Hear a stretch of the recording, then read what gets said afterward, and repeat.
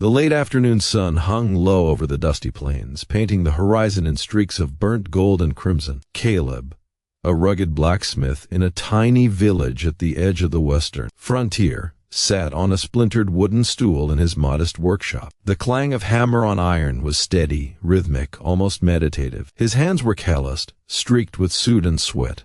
The veins beneath them hardened like the iron he forged. Life was simple, lonely, yet dependable, until that day shattered it. From outside came a sudden, piercing commotion, the sound of shouts and clanging metal echoing through the village. Caleb wiped his brow, muttering to himself, "What in God's name?" As he stepped outside, his eyes fell on a scene that froze his very blood. Two young women locked inside a crude wooden cage, their faces streaked with tears and dirt. They banged on the bars, pleading, screaming, their voices raw with terror. A group of thugs, rough-cut men with jagged scars and cruel eyes, stood over them, laughing like predators. 2 coins per girl, one barked, brandishing a rusty dagger. "You'll fetch a fine price, I reckon." The girl's eyes darted desperately, scanning for a savior that might not come. One of them, a fiery redhead with a streak of defiance, shouted at Caleb, "Please, help us. Don't let him take us." Caleb's heart pounded against his chest. He had never been a hero, not in stories or in life, but something ignited inside him an unyielding, searing fury. The world of metal and fire in his hands became a weapon of destiny. He grabbed the heaviest hammer in his shop, feeling the comforting weight, and stalked toward the cage, his boots kicking up clouds of dust. The thugs turned, sneering, confident in their numbers, but Caleb's gaze was unflinching, unwavering. "Back away from him," he growled. His voice was a low thunder, steady, unwavering, carrying the promise of pain. The biggest thug laughed, stepping forward, and in one swift motion, Caleb swung the hammer. Iron met skull with a sickening crack. The man crumpled like ratted cloth. The other 2 hesitated, shock momentarily rooting them to the spot. Seizing the moment, Caleb rammed the cage door open. The girls stumbled free, one clutching the other's hand, both wide-eyed and trembling. You saved us," the redhead gasped. Caleb just nodded, wiping sweat from his brow, not yet able to process the adrenaline coursing through him. In that moment, as the sun dipped lower, casting long shadows across the plain, Caleb understood one truth. Nothing about this quiet village life would ever be the same. The clang of hammer and iron would never again be the loudest sound in his life. Outside the cage, the world was raw, dangerous, and charged with possibility. Possibilities that whispered of love, courage, and a fate none could foresee. The sun had vanished behind a wall of mountains, leaving the plains cloaked in dusky indigo. Caleb mounted his worn stallion, a black beast named Bramble, whose coat gleamed like wet coal under the fading light. The 2 girls clung to each other behind him, trembling but alive, their breath shallow in the cool air. The redhead, whose name he would soon learn was Leora, whispered, "We owe you our lives," but Caleb only nodded, his eyes scanning the horizon. Out here, trust was as rare as water in the desert. The wind whipped across the prairie, carrying the scent of sage and smoke, and with it, the distant echo of pursuit. Caleb knew the men who had trapped the girls would not let them go so easily. "Hold on," he said, voice low but steady, and urged Bramble forward. The horse answered with a snort and a gallop that shook the earth beneath them. Shadows stretched like dark fingers, and every rustle of the tall grass made the girls flinch. As they rode, Leora's eyes never left Caleb. There was a strength in him, yes, but also a kindness rare in this harsh land. She whispered again, this time softer. Jack.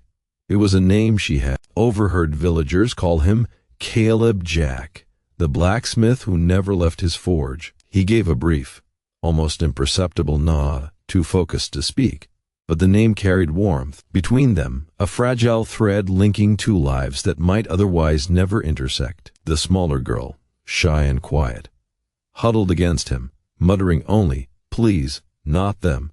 Caleb's grip on the reins tightened. The plains offered little cover, and nightfall favored those who moved fast and stayed silent. He knew the safest route was through the canyon, a narrow ribbon of rock and shadow where the riders could vanish from sight. But the canyon was treacherous, hidden ravines and jagged cliffs awaited any misstep. The thugs' voices finally carried to them across the wind, rough and hungry. "Don't let 'em escape," one shouted. Caleb's jaw tightened.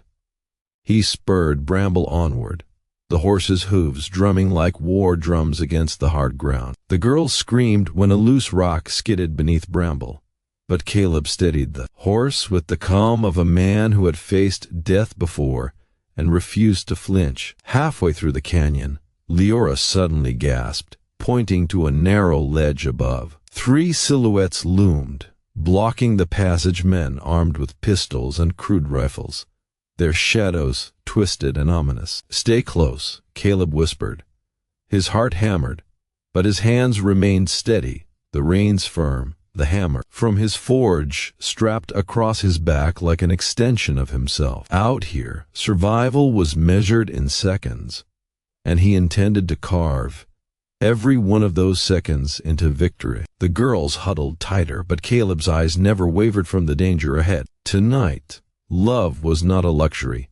It was a weapon, a spark, a fire he refused to let die. And in that canyon of shadows, the world shifted forever wild, forever untamed, and forever marked by the courage of a man who had chosen to fight for strangers and unknowingly for something far more precious than freedom alone. The canyon narrowed, walls rising like jagged teeth on either side, and Caleb's senses sharpened with every heartbeat. Bramble's hooves struck the ground with a rhythm that felt almost like war drums echoing against stone. The girls pressed close, their bodies trembling but unwilling to let go. Leora's fiery hair caught what little moonlight filtered down, a flame against the darkness, and Caleb felt a strange surge of protectiveness, something raw and unspoken that went beyond saving lives. The thugs moved with deadly precision, circling from above the ledges, rifles trained and ready. Caleb slowed slightly, calculating, his blacksmith mind already spinning possibilities. "Stay low," he murmured to the girls,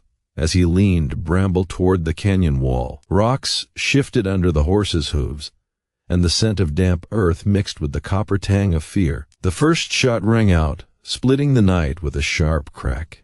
Caleb felt the wind from the bullet brush his shoulder. He swore under his breath, swinging the hammer from his back like a striking viper. The men above were skilled, but the canyon gave him advantage, too tight curves and sudden drops that the horses could navigate faster than anyone on foot. He struck a loose boulder toward the attackers.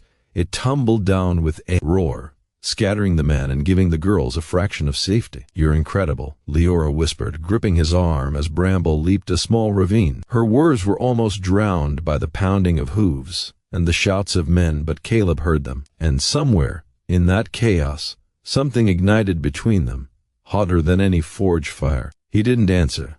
There was no time. But the glance they shared was electric, binding them tighter than chains ever could. The smaller girl, trembling, clung to Caleb's back. We can't lose him," she stammered. Caleb's jaw set. "You won't," he promised, voice low, steady, carrying the weight of certainty in a world that offered none. Bramble surged forward, narrowly avoiding a falling log one of the thugs had dislodged.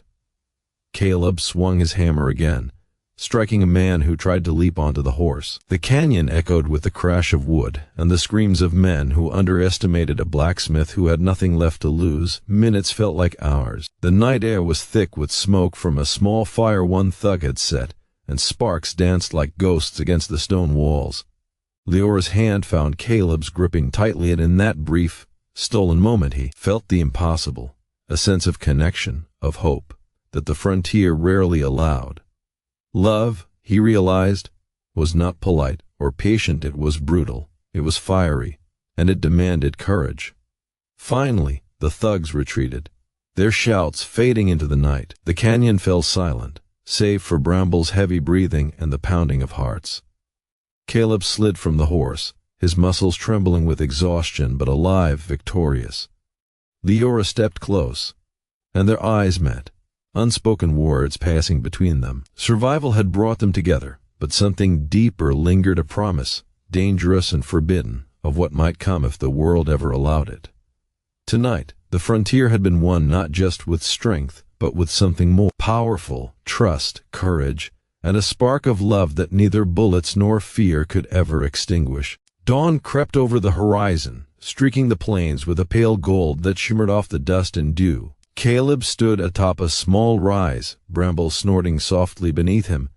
The girls huddled close behind. Their journey had led them here, to the edge of the wilderness, where the final confrontation waited like a coiled serpent. Leora's green eyes met his, fierce and unyielding, and in that gaze, Caleb saw the reflection of his own resolve. They were no longer strangers bound by circumstance. They were a small, improbable family, forged in fire, blood, and a dangerous kind of love that the frontier allowed only in whispers. The men who had caged the girls were gathered near a clearing, counting coins and laughing as if the horrors they inflicted were mere sport, but their laughter was brittle and their confidence blind. Caleb knew every creak of the land, every shadow the canyon cast. He knew that this final battle would not be won by numbers alone, but by wit, courage, and the quiet ferocity of those who had nothing left to lose. He dismounted, steadying Bramble, and turned to the girls.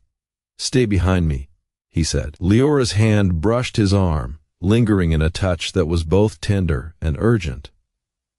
"I'm not leaving you," she whispered. Caleb gave the faintest of nods, a smile tugging at the corners of his mouth, fleeting as the wind. "And I won't ask you to," he murmured, feeling the impossible warmth of her presence in the cold dawn. They crept through the tall grass, shadows among shadows, until they were within striking distance. The thugs, confident in their superior numbers, did not hear the approach, did not sense the storm gathering in the silence around them. Caleb's hammer gleamed in the first rays of sunlight, a dark promise against the pale sky. Bramble pawed the ground, muscles coiled like springs. The girls' hearts pounded in their chests, synchronized with the rhythm of the horse, with the beat of something primal that whispered survival, whispered revenge.